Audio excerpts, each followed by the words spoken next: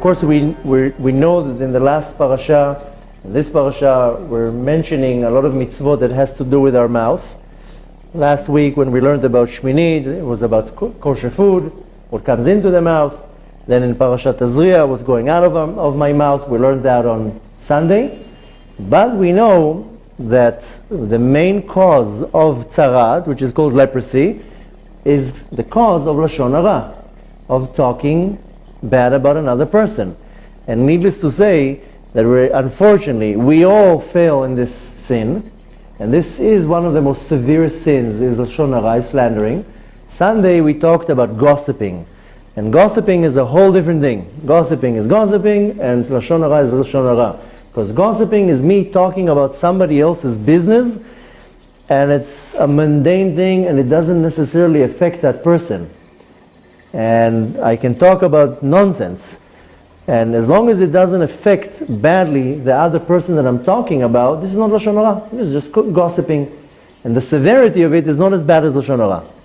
Lashon hara is when I speak ra, bad about somebody, and it caused him damage.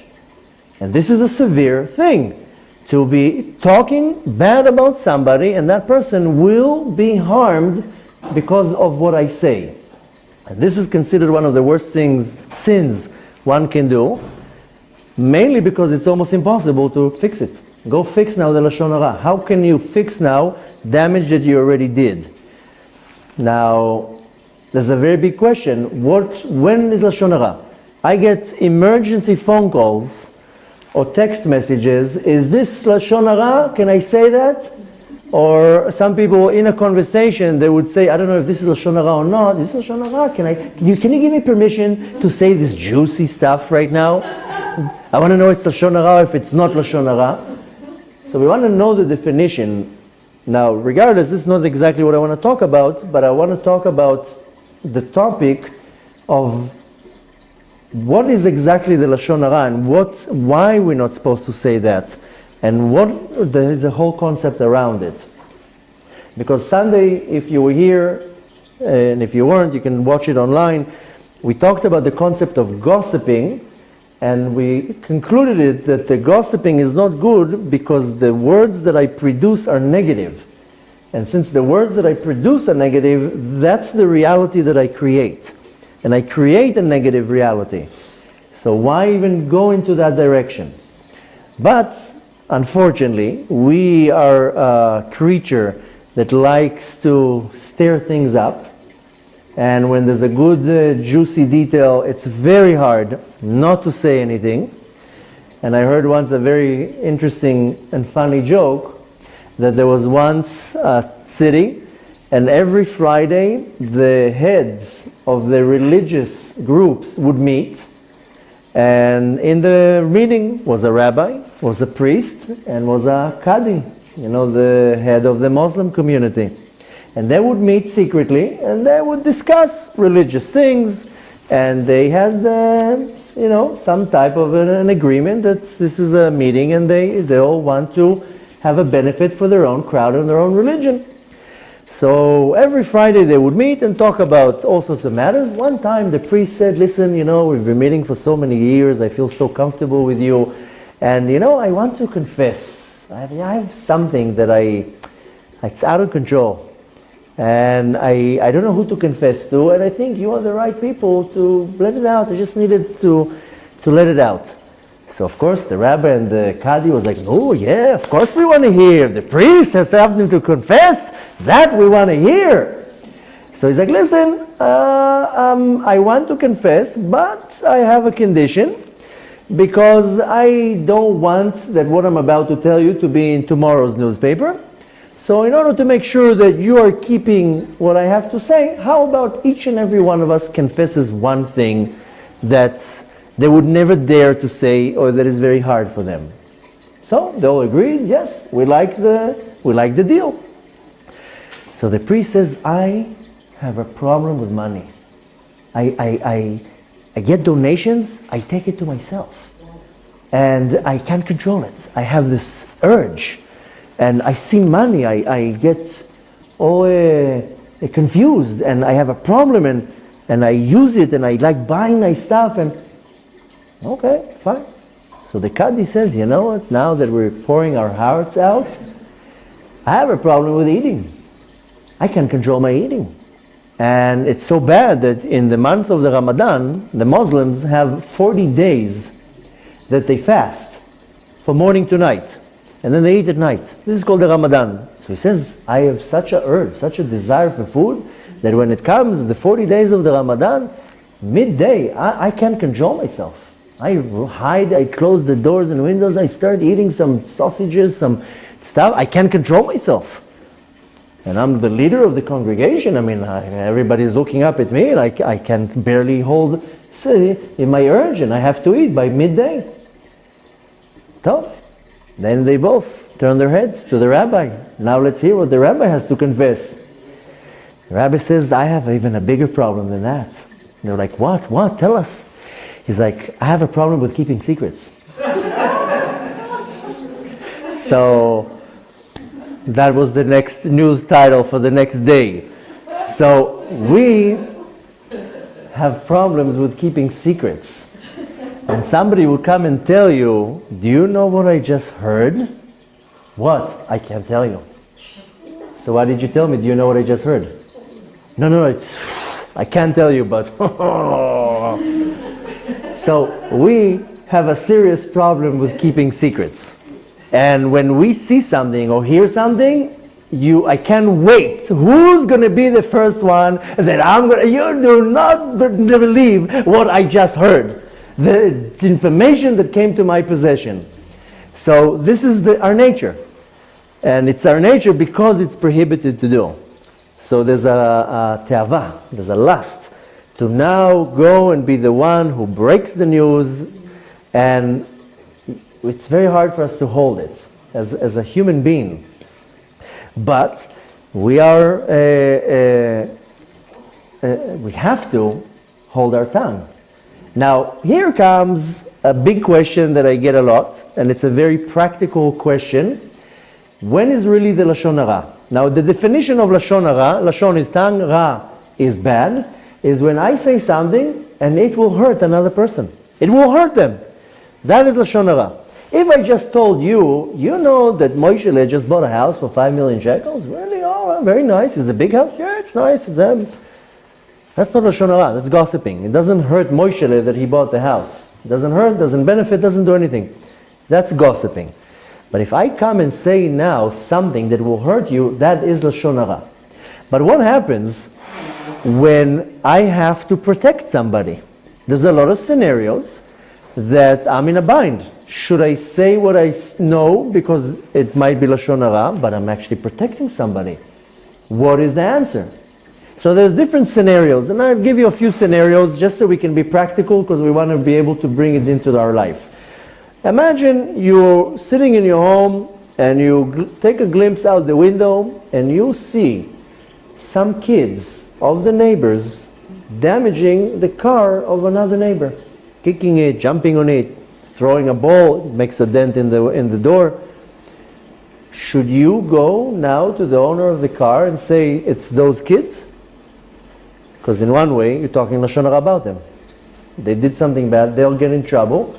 But on the other hand, wait a minute, this poor guy, he got his car damaged now. So what do? Do you go and tell who damaged the car or not? You saw it with your own eyes. You're in a bind now. If you're telling that the kids did it, that's technically Lashon Hara. If you're not saying that, that person now is going to be in a financial loss. It's not fair. That's not nice. So you have a tough situation. Now, what happens in a different situation? A person that you know of is a very good friend of yours, and he has a very severe sickness. Very severe sickness. And you don't want to tell it to anybody. But if you're not going to tell it to somebody, then another person can chas v'shalom be affected by that. For example, let's say somebody calls you up and they want to match him, do a shidduch. And they tell you, do you know so-and-so? Yeah, of course, my best friends from 3rd grade. Is he okay? Now in one way, you don't want to say that person is not okay. Now we'll be talking Lashon Hara about him. Now it's a very sensitive thing because, for example, people call me for a recommendation for another person for a shidduch. Now I know that person's problems. And sometimes I know whether the person has a certain problem, an anger problem, a depression problem, whatever, a certain sickness. And somebody calls and tells me, do you know anything about this person? Is it a good person? Should we match him up with so-and-so? Now on one hand, if I say no, the person has a problem with anger, or the person is consuming psychotic pills and he's not so much in control, that's talking Lashon Hara about that person. But here I'm in a bind. Should I can't say everything's fine with him, and what do I do? Now again, I just want to repeat a few scenarios because we meet these scenarios on a daily basis. And not too long ago, I'll give you a different scenario. There's a certain individual that everybody thinks that he's very, very wealthy. Maybe some of you even know him. And he lost a lot of money.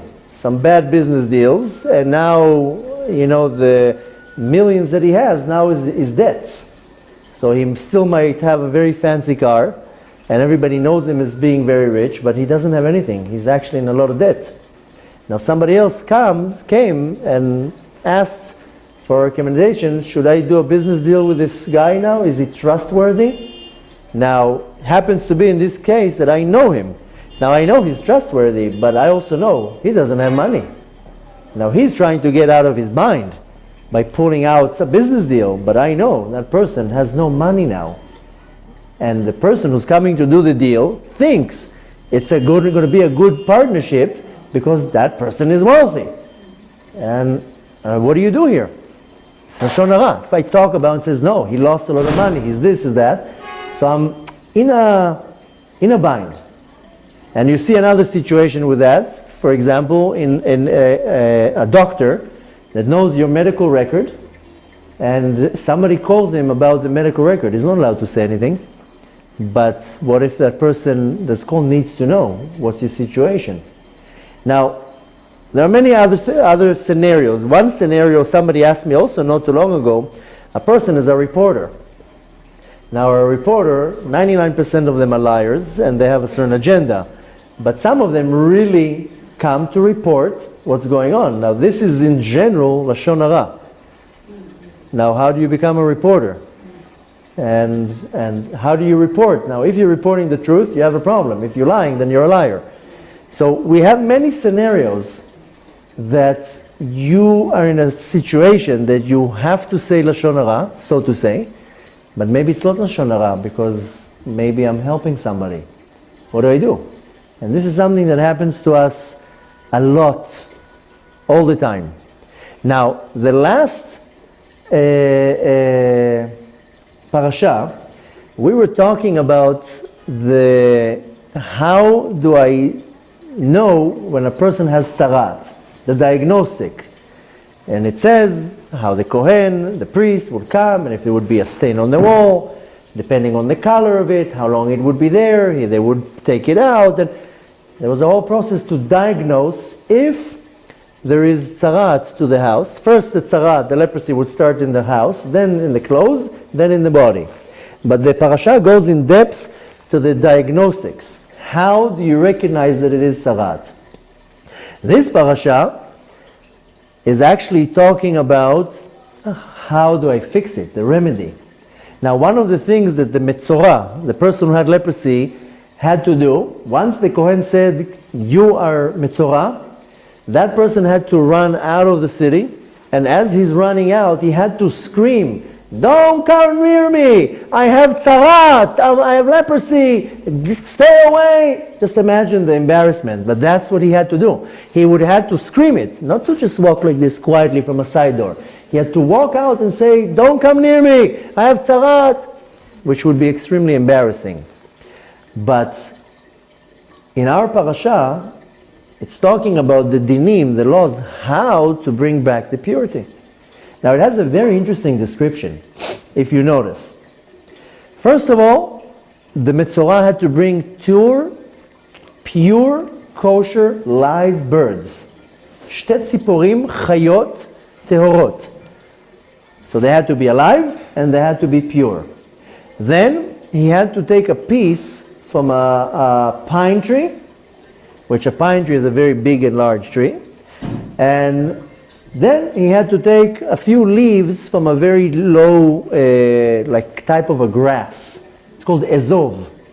And that's like grass, but very, very small. And the pine tree, Etz Erez, it's a very, very high tree.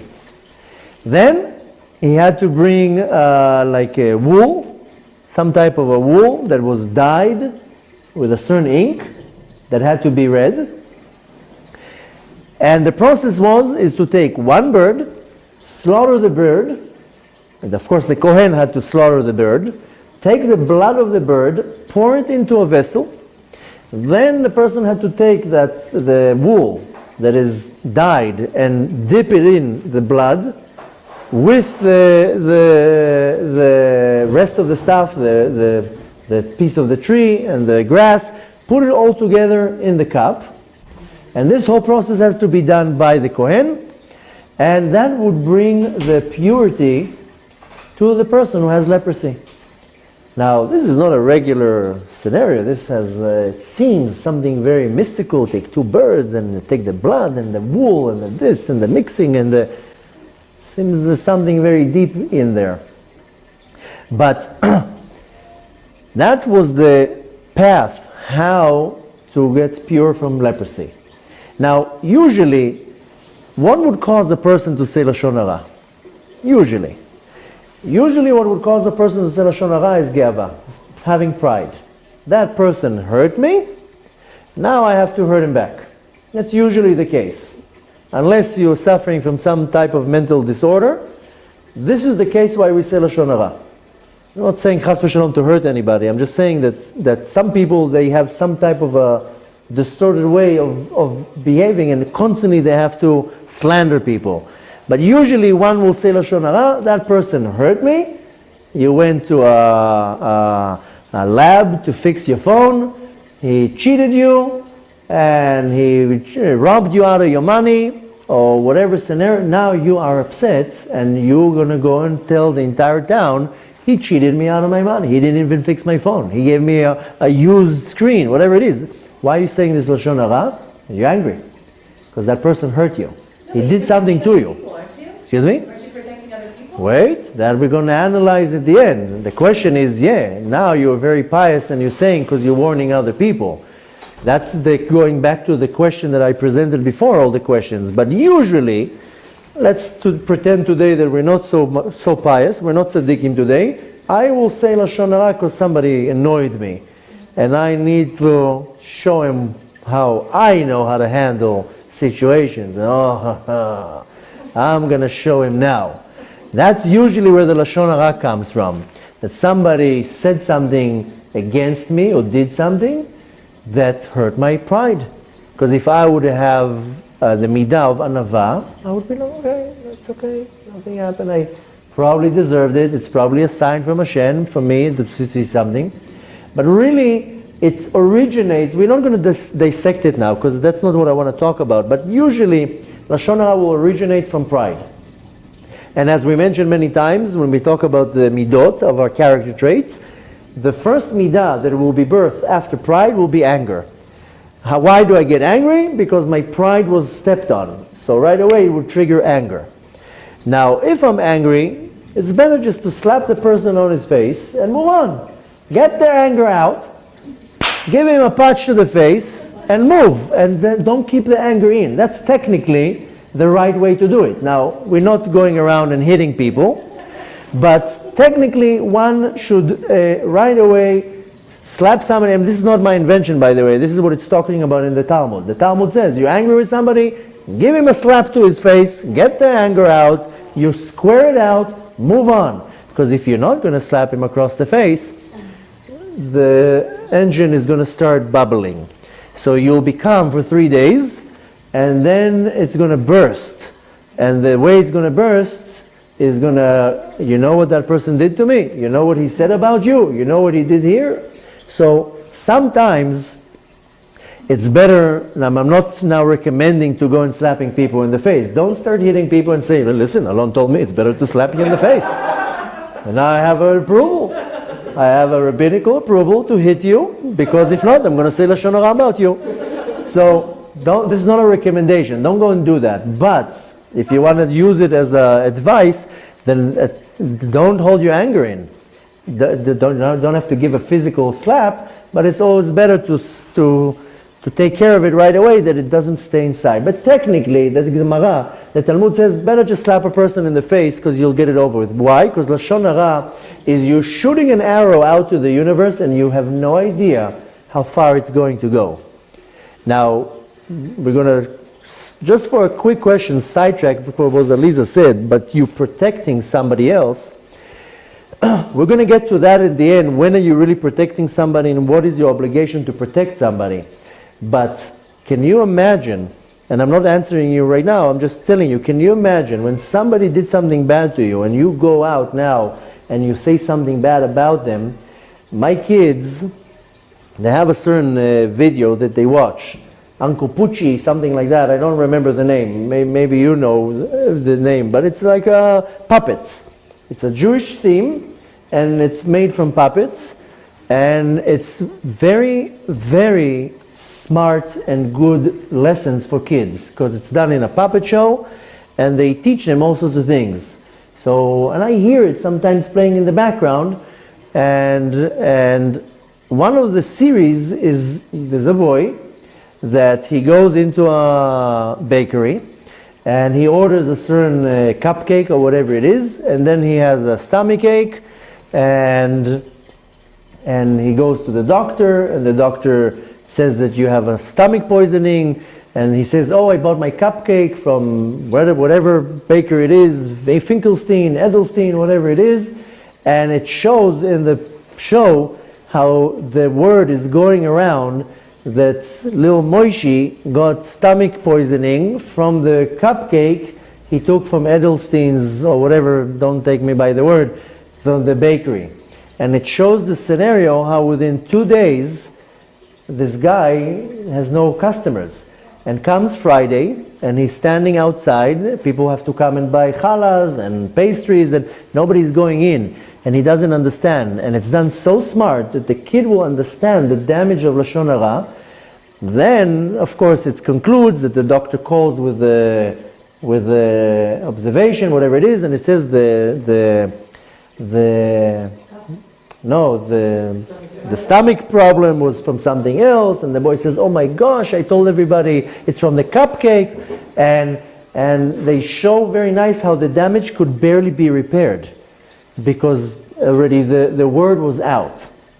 And there is a story, it's a very famous story, that there was once a town, and they were looking to hire a certain rabbi to do a certain job. And they came and asking around who's a reputable rabbi, and a certain name came up. Okay, and they started questioning and looking into the past of this rabbi. So he goes to one place, and he says, "Do you ever heard about this rabbi?" "Yeah, of course, a big rabbi." "Can you tell me anything about him?"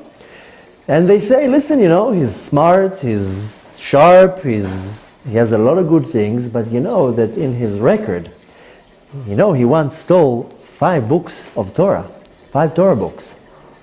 And they're like, "What? 5 books? I'm not talking about a little book, I'm talking about the Sefer Torah. 5 books? Doesn't make sense." So they start looking into it. So they go to some people that were in that shul. So they start asking around, and they say, "Listen, yeah, he stole, but it wasn't 5 books. It was 1 book." Okay, that's a big difference between 5 and 1, but still, that's 1 book. So they continue investigating and asking around, and then they get to somebody who's a very big part of that shul. And the guy says, no, I don't know where you heard that. He didn't steal a Sefer Torah. He took a book out of the shul. Just a book, not a Sefer Torah. He just took it out of the shul to his home. That's what he took. Suddenly from stealing a Sefer Torah, he went down to a book. So the guy who was investigating saying, "Listen, it started with 5 books of Torah, now we're down for just taking a little book out of the shul." He finally tracked the Gabbai, And the Gabbai says, no. He didn't steal the book. He was just said a drasha. He said something on Shabbat about the Torah. And somebody later on found that he copied it from a certain book. So he didn't invent this Dvar Torah, he took it from a book. So he didn't even steal it, he just took it from he read it. And he just didn't mention, I took it from that book. That's it. So, starting from something so little, he didn't do anything. He just said a Dvar Torah on Shabbat. And he just didn't mention, by the way, the source for it is from that book. Down the line, somebody read it and be like, hey, he stole it from the book.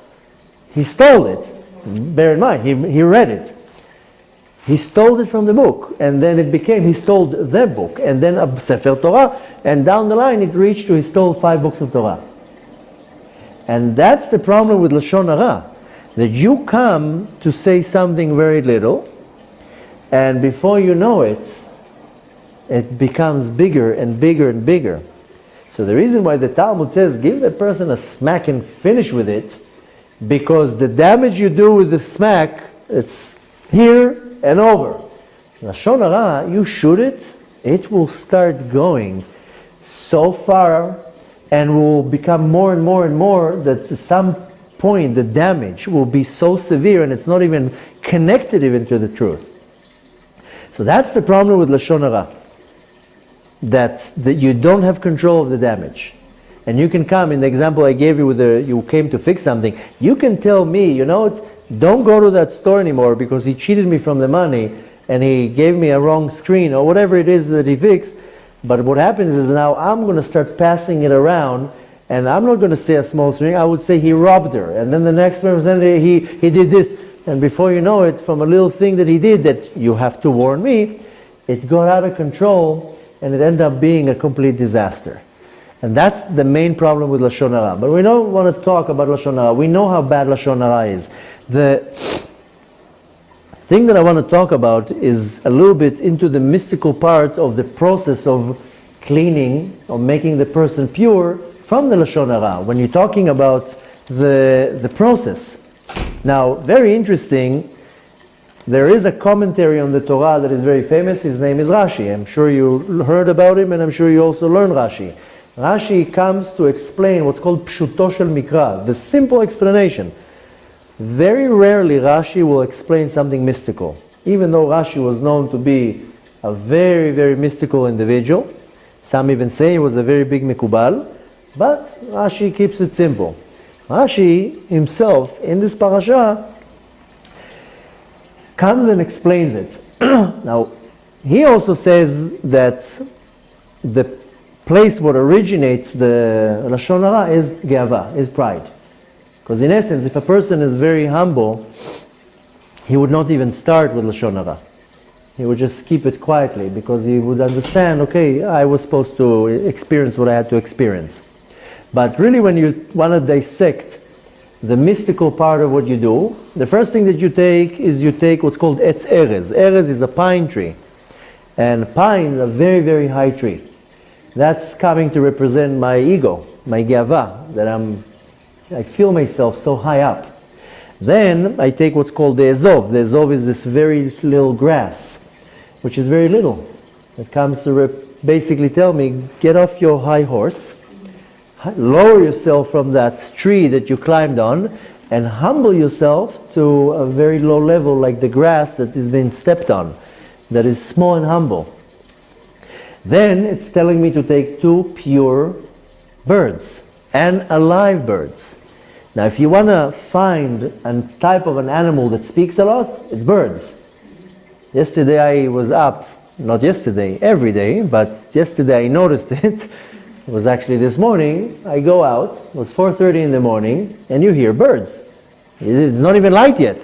All you hear is all day long. You hear them whistle. So, excuse me? I do it very well. Yeah, well, after hearing them so many times, I know how to do it. So, birds, if you want to find some type of an animal that talks a lot, it's birds. They constantly, they say in Hebrew, metzafzefot. They chatting, chip, chip, chip, chip, chip, chip, and all day long. If you go next to a forest or somewhere that has a lot of trees or the woods, or you hear all the noises. So the birds represent the animal that speaks a lot. So we take two birds, they have to be alive. Why? Because they need to talk, but it has to be pure birds. It can't be an impure bird. Why? Because it comes and tells me, we know you have a problem with talking, but at least talk positive things. Stop talking negative things. Start talking positive things.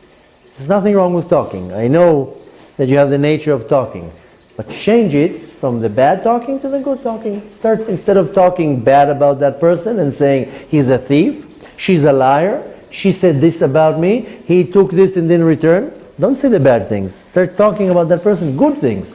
He's courteous, he's polite, he's very nice, he's a good father. Start putting the good into it instead of the bad. And the Talmud says a story about a very famous sage. His name is Rabbi Akiva. And the story goes that he was a Am Haaretz. He was a very simple person that didn't even know how to read.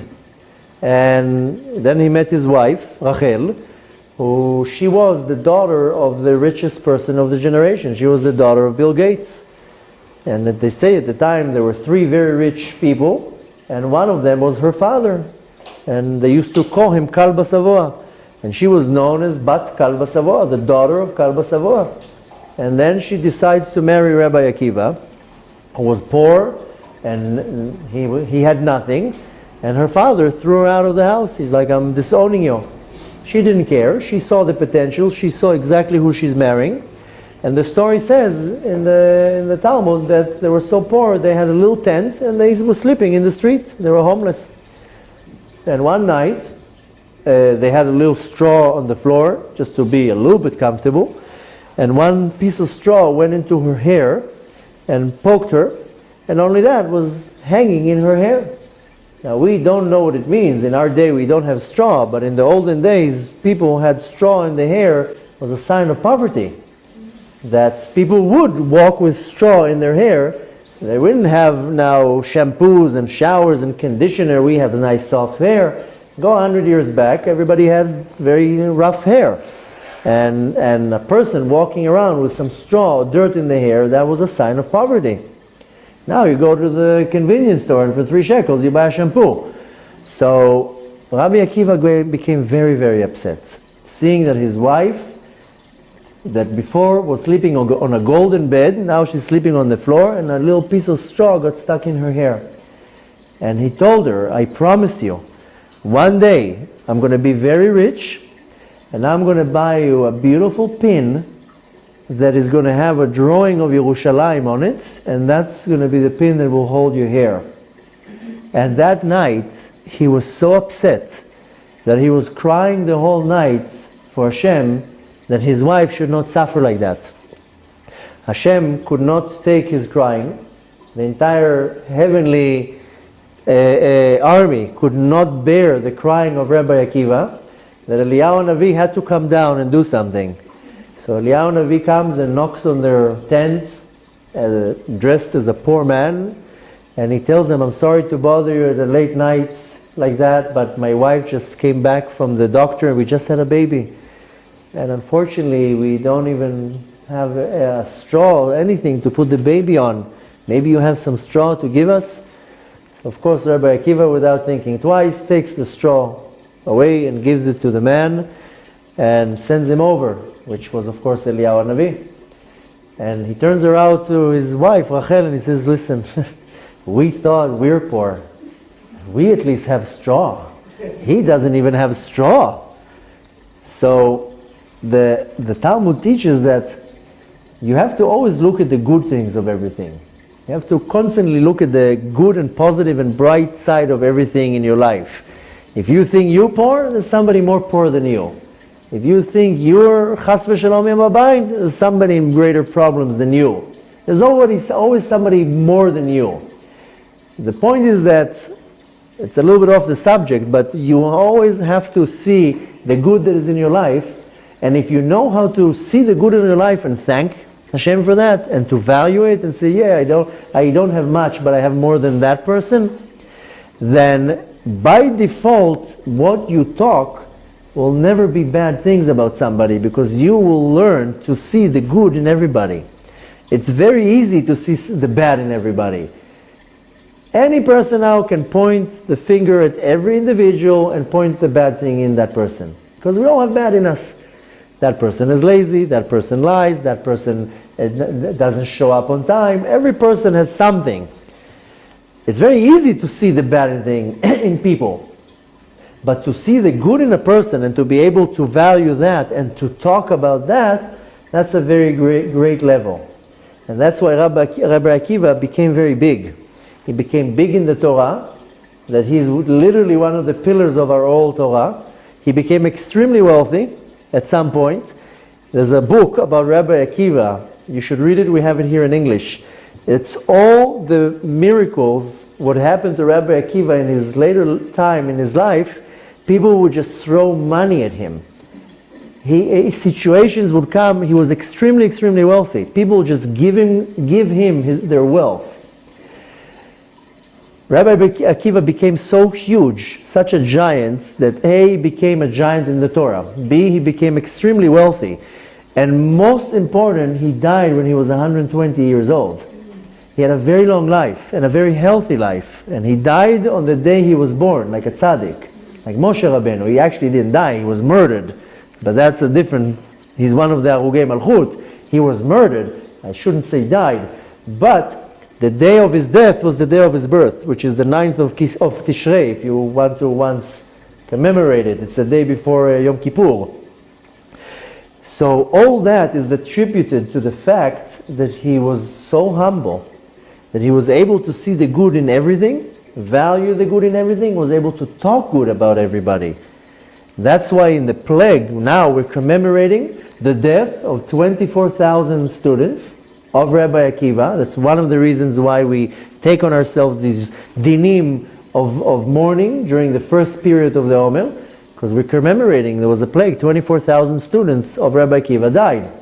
Amazingly, the 5 that did not die, you see who they are: Rabbi Shimon Bar Yochai, Rabbi Meir, Rabbi Yossi. I mean, these are serious Talmidim. They continued his path. But the whole point that Rabbi Akiva gave over is the humbleness. For 40 years, Rabbi Akiva was a nothing, was a nobody. He was huge. When he was 40 years old, he went to learn in yeshiva with little kids. And we see from that when you know how to humble yourself, and not only to humble yourself, to see the good in everybody, then by default, Hashem rises you to levels that you can't even imagine. But needless to say, since we're talking about Lashon Hara, that will cause you not to talk Lashon Hara about people, because you're going to see the good in that person. You're not going to see the bad. If you have a question, we're almost done, and then we'll take the questions. The point I want to take from that is very, very simple, that when I'm looking at the process of becoming pure of Lashon Hara, is humble yourself. The tree, the pine tree, represents my ego, and the grass represents, you have to be humble. Get off your high horse. So what if somebody said something to you? So what if somebody did something to you? You're not that great yourself. Probably most likely you're getting it back because you did it to somebody else. Somebody stole from you, you probably stole from somebody, and it's just turned around against you. But more than that, we need to practice that our words are positive words. And when my words are constantly going to be positive, my life will be positive. If I have problems with poverty, parnasa, sickness, anything, we're all battling with problems. Nobody can come and raise their hand now and say, my life, Baruch Hashem. I mean, people do say that because they just accept the reality as it is, but the reality is that we all deal with problems, and I can guarantee to you that a big portion of our problems would be removed and annulled if my entire motion would be just bringing positivity into the world. So the positivity will come back at me. So I want to constantly see the good in everything. But comes a big question. But there's a lot of bad in my life. How can I just be constantly, yeah, Baruch Hashem, some people that everything you ask them, Baruch Hashem. Why are you so happy? You have $100,000 debt in your bank. Baruch Hashem, it's not 200,000. But the reality is that some people, all day long, they with their smile. Now you're wondering, is it fake? Or is it some pill that they're taking that they just puts them in denial and they don't understand that their life has a problem? So the reality is, yes, the Torah tells me, be positive. But practically, how do you want me to be positive? I have problems in my life. I'm getting kicked out of my house. I lost my job. I was diagnosed now with a problem. How are you requiring me to be positive when you're throwing me on me, you're bombarding me with problems? I mean, that doesn't make sense. So we learned something very interesting, that if you notice, and it's emphasized, and we learned that from that part in the book of Vayikra, it's talking about a part where Hashem calls Moshe Rabbeinu into the tent. Vayikra Hashem el Moshe, and then it says to him, Vaydaber Hashem el Moshe le'emor. And you find it a lot in the Torah. And Hashem spoke to Moshe le'emor, to say it. Right? Now, Chazal, our sages, stop for this word. What's le'emor? Isn't it? Le'emor means to say, to give it over. Isn't it obvious that Moshe Rabbeinu is getting now the law, the halacha, the mitzvah, in order to say it? Why does the Torah repeat? You know how many times in the Torah it says the word le'emor? How many dozens of times? Open in the Torah. Every time it says, V'daber Hashem el Moshe le'emor, for him to give it over. So our sages have a problem with this word. Isn't it obvious that Moshe is here to teach us? That's why he's called Rabbeinu, our teacher. The reason why Hashem says le'emor, because first of all, you would find sometimes where it doesn't say le'emor. It just says, V'daber Hashem el Moshe. Le'emor allows Moshe Rabbeinu to give it over. Which means that I learned from that if I tell you something, as long as I did not approve for you to give it over, you're not allowed to say it. If I now told you now, listen, I have a financial problem. I have chas v'shalom. I have a sickness. I have an issue. If you didn't tell me you are allowed to say it, I'm not allowed to say it. I can't come to my wife now and tell her, you know what that person just told me? People come to my wife and they talk to her and they assume that she knows what they're talking about because, yeah, but I told your husband. My wife is like, my husband doesn't tell me anything.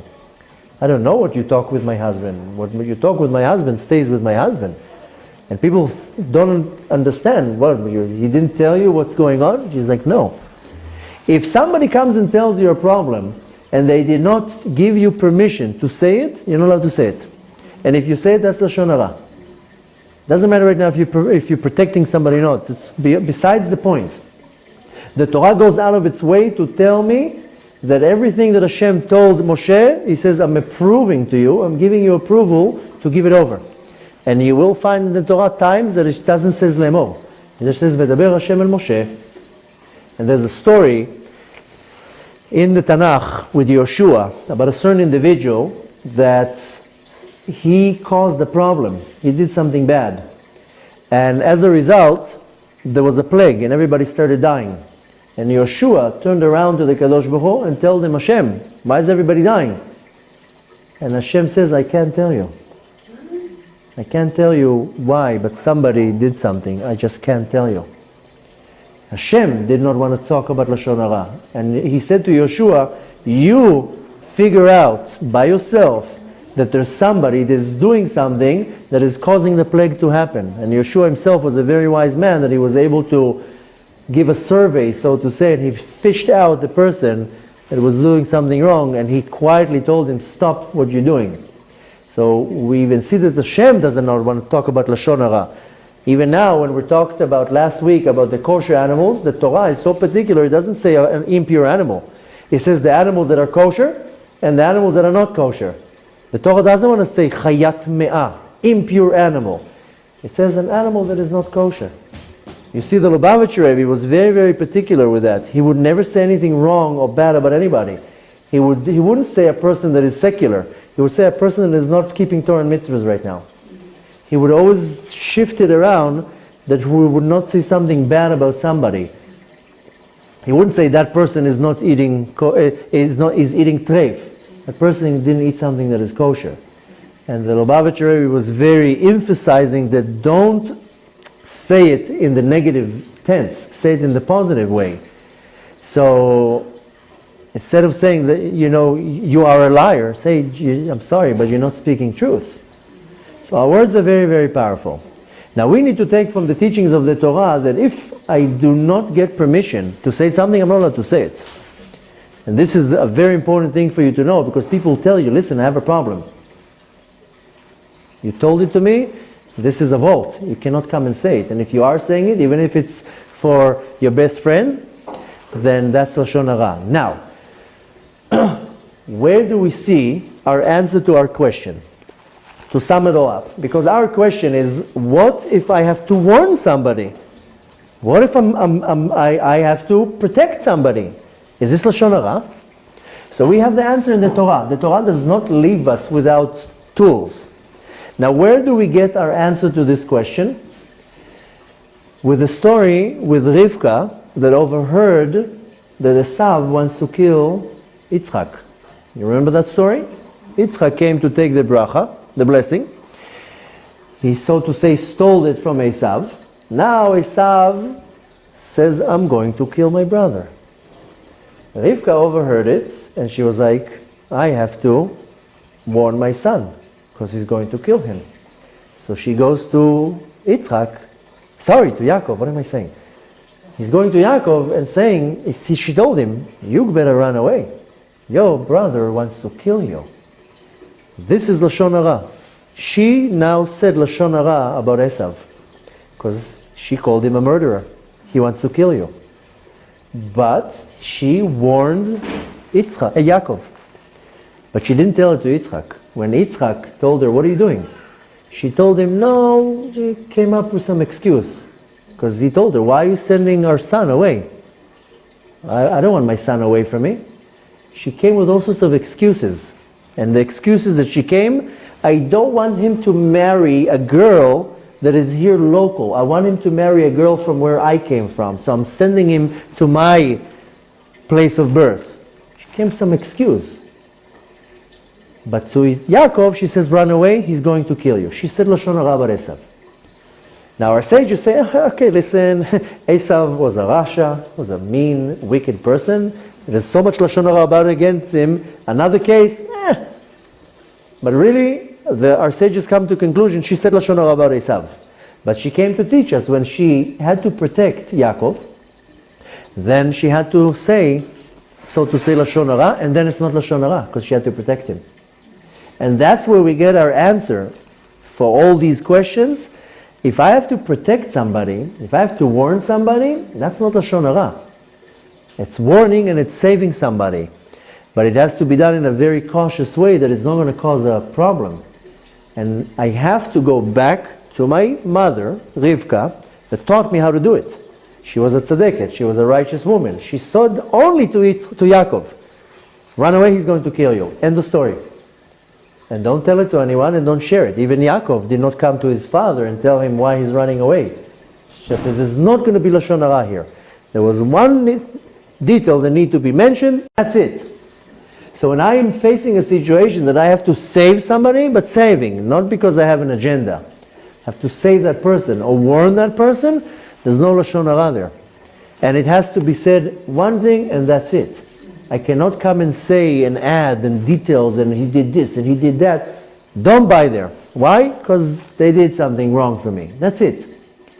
And the right way of even doing it is to making sure that I'm investigating 100 times before I'm even saying to people not to buy there or not to shop there or not to use that person or go to that individual professional.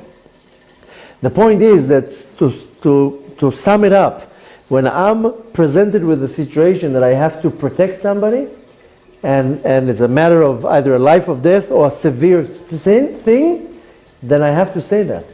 And if somebody comes and tells me now, listen, we want to make a match between that boy and that girl, is that boy okay? Is the girl fine? to that particular individual, I have to say, listen, that individual is suffering from a certain disorder. You need to know it. Don't go make a whole thing out of it. But somebody that we know, the girl tried to commit suicide twice. It doesn't matter right now why, and she's on heavy medication, and there's a lot of problems. And somebody called me for a recommendation. Is it a good match? And in this case, I had to say, no, that's it. No. You don't have to start going into the which pills she's taking and what's the situation and the prescription that the doctor gave her. No, that's it. Why no? No. You asked my opinion? No. That's it. So I saved that individual and I didn't let it escalate. So that's what I want to learn from that, because I'm presenting with this situation all the time. So to answer my question, when I come to this situation, you cut it short. And you say, when it comes to save somebody, you have to make an analogy that you're really saving. But really, when I want to take the concept of Lashon Hara, because we always talk Lashon Hara, and I don't want to get to that point. I want to, there's 3 sins that a person cannot be saved every day. Every day, a person will fail in those sins. And in these 3, and one of them is Lashon Hara. So I want to get myself used to constantly talking positive about people. Just to conclude, the point is that when it comes to warn somebody about something that will be chas v'shalom devastating or life-changing or huge, you have to warn and you have to use the right precautions that chas v'shalom is not going to be more damage than there already is. Every case has to be dissected and thought and talked about and looked into it before you make a decision. And again, what I'm saying is examples. It's not the right way to catch me on my words and to corner what I say. It's just examples. And for whatever reason, I told you many times, when I talk, it's not me talking. I sit here, you don't notice, but I have here a button, and I click this button and I go into auto mode and I don't talk. It's Hashem talking from my mouth. And the Hashgacha Pratit makes my words hit exactly, each and every one of you, what you need to hear. And if you need to be annoyed by what I said, that's a good reason. It means that it needs to be addressed. Now we're going to go to our next class with a short break. But to conclude here, we have to monitor what comes out of our mouth. We have to see positive in everything. And even if something is bad, there's also positive in it, and the positive can overcome the negative. The point I want to take from this is that 2 major important things. A is to monitor my words, that my words should always be positive, and to be able to put this positive energy into everything. And the second thing, that yes, when it comes to Lashon Hara, if I don't have permission to say anything, I'm not allowed to say it. That is Lashon Hara. Now, just to quickly answer what you said, because also Rachel, wait, hold on, because also Rachel talked about it, but she left. Somebody told me not too long ago in a shidduch, when I went through the information, she told me, you can say that I have this and this problem. She told me, you can say. Then I'm allowed to say it. If somebody comes and tells me, listen, that person is a little bit, this is the problem, please don't say that. Even if that, I'm not allowed to say that. That's where the Torah comes and says, le'emor, if you don't have permission, don't say. Exactly what Rachel Nama just said. I would not want somebody to say that I have a mental problem. Just say no. So again, we don't want to dissect every example. Excuse me? You can't lie. Again, we don't want to dissect now every example, because we're going to be sitting here till Rosh Hashanah just dissecting the examples. That's why when it comes to the actual thing, you have to consult the right people, think about it many times before you say. What I want to you want to take something out of today is how to control your Lashon Hara, when not to say it, when to say it, and how to use it. Baruch Hashem, we have enough information to start working on, that we can humble ourselves, see things positive, and Bezrat Hashem, not damage our mouth and our tongue with a lot of lies and slandering in Lashon Hara. Have a beautiful, beautiful Shabbat.